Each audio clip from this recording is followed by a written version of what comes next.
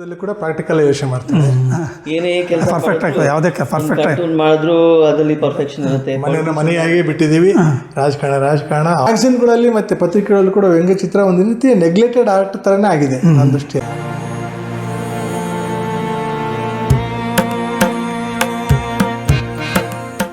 ನಮ್ಮ ಹೆಸರು ಮೇಡಮ್?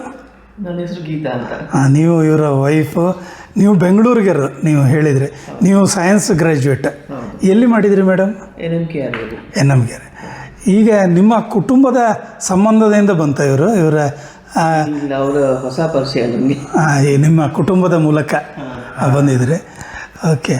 ನೀವು ಸಾಸ್ಕೆನಲ್ಲಿರುವಾಗ ಮದುವೆ ಆದರೆ ನೀವು ಇದರಲ್ಲಿ ಆಗ ನೀವು ಆಗಿದ್ರಿ. ಆಮೇಲೆ ನೀವು ಅಮೇರಿಕಕ್ಕೆ ಹೊರಟ್ರಿ. ನೀವು ಸಹ ಹೋಗಿ ಮದುವೆಯಾಗಿ ಹೊರಟ್ರಿ. ನೀವು ಅಮೇರಿಕಾದ ಬದುಕು ಅಲ್ಲಿ ಎಷ್ಟು ವರ್ಷ ಇದ್ರಿ ಸರ್ ಮೇಡಮ್? ಅಲ್ಲಿ ಆಲ್ಮೋಸ್ಟ್ 8 years.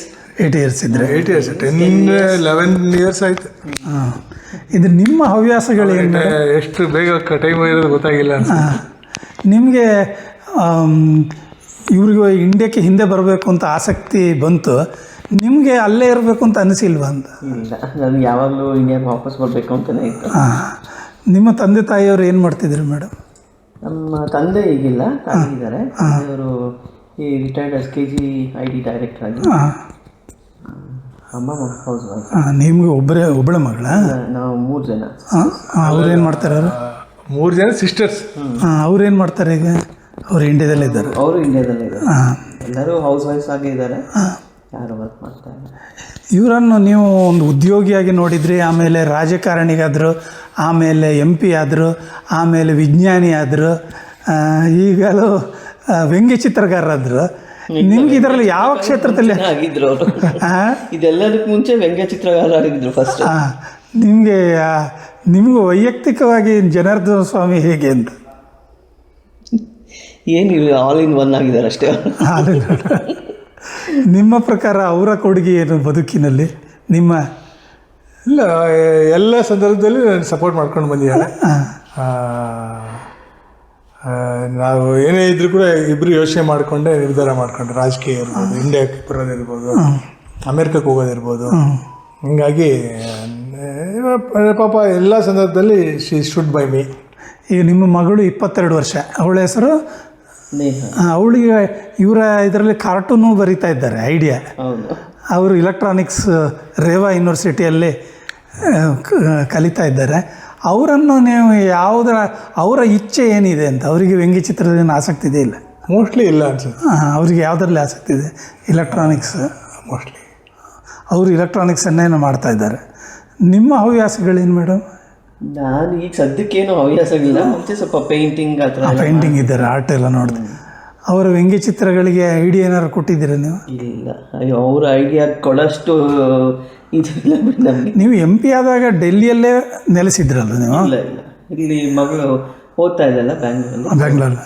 ಯಾವಾಗ ರಜಾ ಇದ್ದಾಗ ಹೋಗ್ತಾ ಇದ್ದೆ. ನಿಮಗೆ ಪುನಃ ಅಮೇರಿಕಕ್ಕೆ ಹೋಗಬೇಕು ಅಂತ ಇಲ್ಲ? ಇಲ್ಲ, ಬಂದಾಗಿದೆ ಎಷ್ಟು 20 ವರ್ಷ ಆಯಿತಾ? ಇಲ್ಲ, 2007 18 years ಆಯಿತು.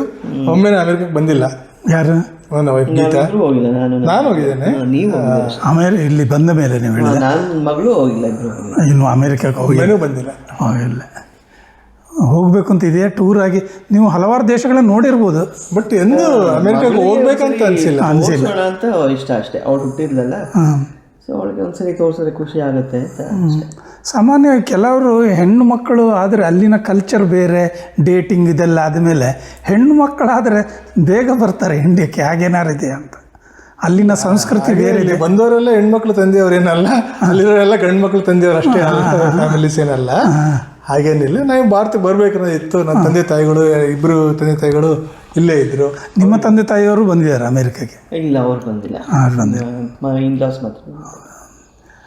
ಡೆಲ್ಲಿ ಬದುಕಲ್ಲಿ ನೀವು ಡೆಲ್ಲಿಯಲ್ಲಿ ನಿಮಗೆ ರೂಮ್ ಎಲ್ಲ ಕೊಟ್ಟಿರಲಿಲ್ಲ? ಅವ್ರಿಗೆ ರೂಮ್ ಇತ್ತು, ಬಟ್ ಇವರೆಲ್ಲ ಬರ್ತಾನೆ ಇರಲಿ, ಯಾವಾಗಲೂ ಒಮ್ಮೆ ಬಂದು ಹೋಗಿರ್ಬೋದು. ನೀವು ಇವರು ಕೆಲವು ಭಾಷಣಗಳೆಲ್ಲ ಮಾಡಿದ್ದಾರೆ ಅದರಲ್ಲಿ, ಇದೆಲ್ಲ ಆಗ ನೀವು ಹೋಗಿದ್ರಲ್ಲಿ?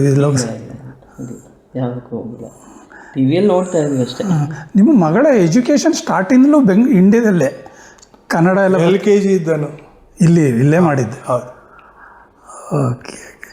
ನಿಮ್ಮ ಇವ್ರಿಗೇನು ಸಲಹೆ ಕೊಡ್ತೀರಿ ಅಂತ ಏನಾರು ಇದೆಯಾ? ಈಗ ಇವ್ರಿಗೆ 57 ವರ್ಷ, ಇನ್ನು ವಿಜ್ಞಾನಿಯಾಗಿ ಮುಂದುವರಿಯೋದು ಇಷ್ಟವ, ರಾಜಕಾರಣಿಯಾಗಿ ಮುಗಿಯೋದು ಇಷ್ಟವ, ಹೆಂಗೆ ಯಾವುದರಲ್ಲಿ? ಯಾವ್ದು ಮಾಡಿದ್ರು ನಾವು ಸಪೋರ್ಟ್ ಮಾಡ್ತೀವಿ. ಅವ್ರಿಗೇನು ಇಷ್ಟನೋ ಅದು ಮಾಡಲಿ, ನಾವು ಹೇಳಿದ್ರು ಅವ್ರೇನು ಮಾಡೋ ಥರ ಇದಿಲ್ಲ. ನೀವು ಅವರನ್ನು ಹೇಗೆ ಕಾಣ್ತಾ ಇದ್ದೀರಿ ಅಂತ? She is A good friend. ನನ್ನ ಮಗಳಿಗೆ ಒಳ್ಳೆ ತಾಯಿ, ನಮ್ಮ ಮನೆಯ ಎಲ್ಲ ಜವಾಬ್ದಾರಿ, ಅನೇಕ ವಿಷಯಗಳನ್ನು ಅವಳು ಹ್ಯಾಂಡಲ್ ಮಾಡ್ತಿದ್ದಾಳೆ. All it is. ಓಕೆ, ಇನ್ನೇನಾರು ಹೇಳಲಿಕ್ಕಿದೆ? ಇವರ ಪ್ಲಸ್ ಪಾಯಿಂಟ್ ಏನು, ನೆಗೆಟಿವ್ ಪಾಯಿಂಟ್ ಏನಾರು ಇದೆಯಾ ಅಂತ? ಹಾಗೆ ಅವ್ರದ್ದು ಪ್ಲಸ್ ಪಾಯಿಂಟ್, ನೆಗೆಟಿವ್ ಪಾಯಿಂಟ್ ಏನಾರು ಇದೆಯಾ ಅಂತ ನೀವು ಕಂಡುಕೊಂಡಿದ್ದೀರಾ? ಪ್ರಪಂಚದಲ್ಲಿ ಯಾರಿಗಿಲ್ಲ. ಇಲ್ಲ, ಎಲ್ಲ ಇದೆ. ಪ್ಲಸ್ ಪಾಯಿಂಟ್ನ ನೆಗೆಟಿವ್ ಆಗ್ತಾವೆ, ನೆಗೆಟಿವ್ನ ಪಾಸಿಟಿವ್ ತಗೊಳ್ಳೋದು ಏನಾರು ವಿಶೇಷವಾದದ್ದು ಏನಾರು ಇದೆಯಾ ಅಂತ ನಿಮ್ಮ ಪ್ರಕಾರ? ಓಕೆ, ಸಾಮಾನ್ಯ ಜನರು ಅಲ್ಲಿನ ಬದುಕು ಒಂದೇ, ಇಲ್ಲಿನ ಬದುಕು, ಅಲ್ಲಿನ ಕ್ವಾಲಿಟಿ ಆಫ್ ಲೈಫ್ ಬೇರೆ ಇದೆ, ಇಂಡಿಯಾದಲ್ಲಿ ಬೇರೆ ಇದೆ ಅಲ್ವಾ? ಈಗ ಅವಳಿಗೆ ಅತಿ ಆಸೆಗಳಿಲ್ಲ, ಆಮೇಲೆ ಎಲ್ಲ ಸಂದರ್ಭದಲ್ಲಿ ಕೂಡ ಪ್ರಾಕ್ಟಿಕಲ್ ಯೋಚನೆ ಮಾಡ್ತಾಳೆ. ಆಮೇಲೆ ಮೂರನೇದು one of the finest person I met. ಆಮೇಲೆ ನಿಮ್ಮದು ಆಫ್ಟರ್ ಮ್ಯಾರೇಜ್ ಲವ್ ಅಥವಾ ಮ್ಯಾರೇಜ್ ಮೊದಲೇನಾರು ಇತ್ತ ಲವ್? ಹೇಗೇನಿಲ್ಲ, ಇಲ್ಲ, ಮದುವೆಗೆ ಅಂತಲೇ ಪರಿಚಯ ಆಗಿದ್ದು. ಆಮೇಲೆ ಅವಳ ನೆಗೆಟಿವ್ ಪಾಯಿಂಟ್ ಹೇಳ್ಬೇಕು ಅಂತಂದರೆ ಬಹುಶಃ ಭಾರತನ ಅವಳು ಹೆಚ್ಚು ಇಷ್ಟಪಟ್ಟು ಅಲ್ಲಿರೋದಕ್ಕಿಂತ ಹೆಚ್ಚು ಖುಷಿಯಾಗಿದ್ದಾಳೆ ಈಗ ಇಲ್ಲಿ ಅಲ್ಲಿಗಿಂತ. ಆಮೇಲೆ ಏನೋ ಆ ಥರ ಏನಂತ ನೆಗೆಟಿವ್ ಪಾಯಿಂಟ್ ಅನ್ನೋದು ಏನು ಕಾಣಿಸ್ತಾ ಇಲ್ಲ, ಎಲ್ಲ ಪಾಸಿಟಿವ್. ಬಟ್ ಪಾಲಿಟಿಕ್ಸ್ ಆ ಥರ ವಿಚಾರಗಳಲ್ಲಿ ತೊಡಗಿಸ್ಕೊಳ್ಳಿಲ್ಲ. ನೀವು ಹೆಚ್ಚು ಹೇಳಿದರೆ ಮತ್ತೆ ಸಂಜೆ ಕಲಹಕ್ಕೆ ನಾನು ಕಾರಣ ಆಗಬಾರ್ದು. ಹಾಗೇನಿಲ್ಲ, ಪಾಲಿಟಿಕ್ಸ್ ವಿಚಾರಗಳಲ್ಲಿ ಅವಳು ಹೆಚ್ಚು ತೊಡಗಿಸ್ಕೊಳ್ಳಿಲ್ಲ. ಆಮೇಲೆ ಅಲ್ಲಿನ ಸ್ಥಳೀಯ ರಾಜಕಾರಣ ಎಲ್ಲ ನನಗೆ ಬಿಟ್ಲು. ಎಂದೂ ಕೂಡ ರಾಜಕಾರಣದಲ್ಲಿ ತಲೆ ಹಾಕೋದಾಗಲಿ, ಬಂದು ಭಾಷಣ ಮಾಡ್ತಕ್ಕಂಥದ್ದಾಗಲಿ, ಅಲ್ಲಿನ ವಿಚಾರಗಳಲ್ಲಿ ಇನ್ವಾಲ್ವ್ ಆಗೋದಾಗಲಿ ಏನಿರಲಿಲ್ಲ. ರಾಜಕಾರಣಿಯಾಗಿ ಕುಟುಂಬದ ಹಿನ್ನೆಲೆ ಚೆನ್ನಾಗಿದ್ದರೆ ಅದರಿಂದ ಕೆಲವೊಂದು ಸಫರ್ ಪಡೋರು ಇದ್ದಾರೆ. ಮಗ ಈಗ ಮಾಡಿದ, ಮಗಳಿಗೆ ಮಾಡಿದ್ರಂತ ರಾಜಕೀಯ ಆ ಪರಿಸ್ಥಿತಿ ಇಲ್ಲ, ಅತಿ ಆಸೆ. ಆಮೇಲೆ ಎಂದೂ ಕೂಡ ಪೊಲಿಟಿಕ್ಸಲ್ಲಿ ನಾನು ಒಬ್ಬ ನಮ್ಮ ಫ್ಯಾಮಿಲಿಯಲ್ಲಿ ನಾನು ಅನಾಥ, ಅಂದರೆ ಪೊಲಿಟಿಕ್ಸಲ್ಲಿ ನಾನು ಒಬ್ಬಂದೇ ತಲೆ ಮೇಲೆ ಇತ್ತೆ ಹೊರತು ಇವ್ರು ಯಾರು ಇನ್ವಾಲ್ವ್ ಆಗಲಿಲ್ಲ. ಅಂದರೆ ನೆಗೆಟಿವ್ ಹೇಳೋದಾದರೆ, ಬಟ್ ಅದು ಒಂದು ರೀತಿಯಾಗಿ ಒಳ್ಳೆಯದೇ ಕೂಡ. ಇವರ ಪ್ರಕಾರ ನಿಮ್ಮ ನೆಗೆಟಿವ್ ಏನಂತ ನಿಮಗೆ? ಇಲ್ಲ, ಈಸ್ ಅ ಪರ್ಫೆಕ್ಷನಿಸ್ಟ್. ಏನೇ ಕೆಲಸ ಪರ್ಫೆಕ್ಟ್ ಆಗ್ತದೆ, ಯಾವುದಕ್ಕೆ ಪರ್ಫೆಕ್ಟ್ ಕಾರ್ಟೂನ್ ಮಾಡಿದ್ರು ಅದರಲ್ಲಿ ಪರ್ಫೆಕ್ಷನ್ ಇರುತ್ತೆ. ಪೊಲಿಟಿಷಿಯನ್ ಆಗಿ ಅದನ್ನು ಎಷ್ಟೊಂದು ನಾವು ಸಹ ಇಲ್ಲಿ ಕ್ಯಾಮರಾಗಿ ಇಡುವಾಗಲೂ ಸಹ ಹೀಗೆ ಮಾಡಿ ಅಂತ ಅವರೆಲ್ಲ ಪರ್ಫೆಕ್ಟ್, ಎಲ್ಲದರಲ್ಲಿ ಪರ್ಫೆಕ್ಟ್ ಇದ್ದಾರೆ. ವರ್ಕ್ ಮಾಡಿದ್ದಾರೆ, ಅದರಲ್ಲೂ ಅಷ್ಟೇ ಸಮಯ ಪ್ರಜ್ಞೆ. ನಿಮಗೆ ಅಮೇರಿಕದಲ್ಲಿ ಒಬ್ಬರು ಪ್ರಶ್ನೆ ಕೇಳಿದ್ರು, ನೀವು ಅಮೇರಿಕದಲ್ಲಿ ಹೋಗದಿದ್ದರೆ ನೀವು ಸಂಸದರಾಗ್ತಿದ್ರಾ ಅಂತ ಪ್ರಶ್ನೆ. ಅಮೇರಿಕದ ಬದುಕು ನಿಮಗೆ ಈ ಶಿಸ್ತನ್ನು ಕಲಿಸಲಿಕ್ಕೆ ನಿಮಗೆ ಪೂರಕ ಆಯ್ತಾ ಅಂತ? ಶಿಸ್ತು ಅನ್ನೋದು ಏನಿಲ್ಲ, ಅವೇನು ಭಾಳ ಶಿಸ್ತಿನ ಸಿಪಾಯಿಗಳು ಅಂತೇನು ನಾನು ಅಂದ್ಕೊಂಡಿಲ್ಲ. ಅಂತಂದರೆ ಕೆಲವು ರಿಸ್ಕ್ ತಗೊಳ್ಳುವ ಮೈಂಡ್ ಸೆಟ್ ಅಲ್ಲಿ ಹೆಚ್ಚು ಡೆವಲಪ್ ಆಯಿತು ಅಂತ ಅಂದ್ಕೊಳ್ತೀನಿ. ಇಲ್ಲ ಅಂತಂದರೆ ಅಯ್ಯೋ ಏನಾಗ್ಬಿಡುತ್ತೋ ಅನ್ನೋ ಭಯದಿದ್ದೇನೆ ಭಾಳ ಏನೋ ಯಾವುದು ರಿಸ್ಕ್ ಒಳಗೆ ಇರ್ತಾರೆ. ಅದಕ್ಕೆ ವ್ಯತಿರಿಕ್ತವಾದ ಒಂದು ವಾತಾವರಣ ಅಮೇರಿಕ ಸೃಷ್ಟಿ ಮಾಡ್ತಂತ ಅಂದ್ಕೋಬೋದು. ನೀವು ಅಮೇರಿಕ ಬಿಟ್ಟು ಬೇರೆ ಯಾವ ದೇಶಗಳಲ್ಲಿ ಹೋಗಿದ್ದೀರಿ, ತಿರುಗಿದೆ? ಸುಮ್ಮನೆ ವಿಸಿಟಿಂಗ್ ಅಷ್ಟೇ, ಎಲ್ಲೆಲ್ಲಿ? ಟೂರ್ ಹತ್ರನೂ ಹೋಗಿಲ್ಲ. ಮಲೇಷ್ಯಾ ಅಷ್ಟೇ. ನಿಮಗೆ ರಾಜಕಾರಣಿಗಳ ಸಂಪರ್ಕ ಎಲ್ಲ ಬರುತ್ತೆ? ಈ ಅಶೋಕ್ ಇವರೆಲ್ಲ, ಯಡಿಯೂರಪ್ಪ ಎಲ್ಲ ಬರ್ತಾರೆ ಇಲ್ಲಿಗೆ? ಇಲ್ಲ, ಯಾರು ಬರ್ತಾರೆ? ನಮ್ಮ ಮನೆಗೂ ಕೂಡ ರಾಜಕಾರಣಿಗಳ ಇದು ಇಲ್ಲ. ಮನೆಯಾಗೇ ಬಿಟ್ಟಿದ್ದೀವಿ. ರಾಜಕಾರಣ, ಆಫೀಸ್ ಕೆಲಸ ಈ ಥರ ಐಸೋಲೇಷನ್ ಇದೆ ಎಲ್ಲ ಕಡೆ. ಅವರು ಯಾವ ರಾಜಕಾರಣದಲ್ಲಿ ಎಲ್ಲೂ ಕೂಡ ಇನ್ವಾಲ್ವ್ ಆಗಲಿಲ್ಲ. ಯಾಕಂದರೆ ಮನೆಯಲ್ಲಿ ಮಕ್ಕಳು ನೋಡಿಕೊಂಡು ಇಬ್ಬರು ತಂದೆ ತಾಯಿಗಳು ಮನೆ ಜವಾಬ್ದಾರಿ ನೋಡ್ಕೊಳ್ಳೋರಿದ್ದ ನಾನು ಹೊರಗಡೆ ಗಮನ ಕೊಡ್ಲಿಕ್ಕೆ ಆಯ್ತು ಅಷ್ಟೆ. ಅದು ಫುಲ್ ಟೈಮ್ ಜಾಬ್. ಓಕೆ, ಇನ್ನೇನಾರು ಹೇಳಲಿಕ್ಕಿದೆ? ಮತ್ತು ನಿಮ್ಮ ವೈಯಕ್ತಿಕವಾಗಿ ನಿಮ್ಮ ವ್ಯಂಗ್ಯಚಿತ್ರ ಕ್ಷೇತ್ರಕ್ಕಲ್ಲಿ ರಾಜಕಾರಣಿಯಾಗಿ ಹೇಗೆ ಏನು ಕಂಟ್ರಿಬ್ಯೂಟ್ ಮಾಡ್ಬೋದು ಅಂತ ಏನಾರು ಇದೆಯಾ ಅಂದರೆ ನಿಮಗೆ? ಸಿಕ್ಕಾಪಟ್ಟೆ ಇದೆ, ಬಟ್ ಭಾಳ ಸೂಕ್ಷ್ಮ. ವ್ಯಂಗ್ಯಚಿತ್ರ ಅಕಾಡೆಮಿ ಮಾಡಬೇಕು ಹಾಗೇನಾರಿದೆ? ಅದು ಒಂದು ಮಾಡಿದರೆ ಭಾಳ ಒಳ್ಳೆಯದು. ಆಮೇಲೆ ಹೆಚ್ಚು ಪ್ರತಿಯೊಬ್ಬ ವ್ಯಂಗ್ಯಚಿತ್ರಕಾರರದು ಒಂದು ಅಟ್ಲೀಸ್ಟ್ ಒಂದು ತಿಂಗಳಿಗೆ ಒಂದು 10-20 ವ್ಯಂಗ್ಯಚಿತ್ರಗಳನ್ನ ನಾವು ಪಬ್ಲಿಷ್ ಮಾಡೋ ಒಂದು ಪ್ಲ್ಯಾಟ್ಫಾರ್ಮ್ ಕ್ರಿಯೇಟ್ ಮಾಡಿದ್ರೆ ಒಳ್ಳೇದು ಅನಿಸುತ್ತೆ. ಆಮೇಲೆ ಮ್ಯಾಗ್ಝಿನ್ಗಳಲ್ಲಿ ಮತ್ತು ಪತ್ರಿಕೆಗಳಲ್ಲಿ ಕೂಡ ವ್ಯಂಗ್ಯಚಿತ್ರ ಒಂದು ರೀತಿ ನೆಗ್ಲೆಕ್ಟೆಡ್ ಆರ್ಟ್ ಥರನೇ ಆಗಿದೆ ನನ್ನ ದೃಷ್ಟಿಯಲ್ಲಿ. ಹಾಗಂತ ಕೋಟಿ ಕೋಟಿ ದುಡಿದಿರೋ ವ್ಯಂಗ್ಯಚಿತ್ರಕಾರರು ಅರ್ಥದಲ್ಲಿದ್ದಾರೆ. ಆದರೆ ನಮ್ಮ ವ್ಯಂಗ್ಯಚಿತ್ರಕಾರರಿಗೆ ಸಂಪೂರ್ಣ ಬದುಕನ್ನು ಅದರಲ್ಲೇ ಕಟ್ಕೊಳ್ಳೋಕೆ ಆಗ್ತಾ ಇಲ್ಲ. ಹೀಗಾಗಿ ಅದಕ್ಕೆ ಒಂದು ಪೂರಕವಾದ ವ್ಯವಸ್ಥೆನ ಹುಟ್ಟು ಹಾಕಿ ಅದು ನಿರ್ಮಾಣ ಮಾಡಿ ನಡೆಸ್ಕೊಂಡು ಹೋದರೆ ಒಳ್ಳೆಯದು ಅಂತ ನನ್ನ ಭಾವನೆ.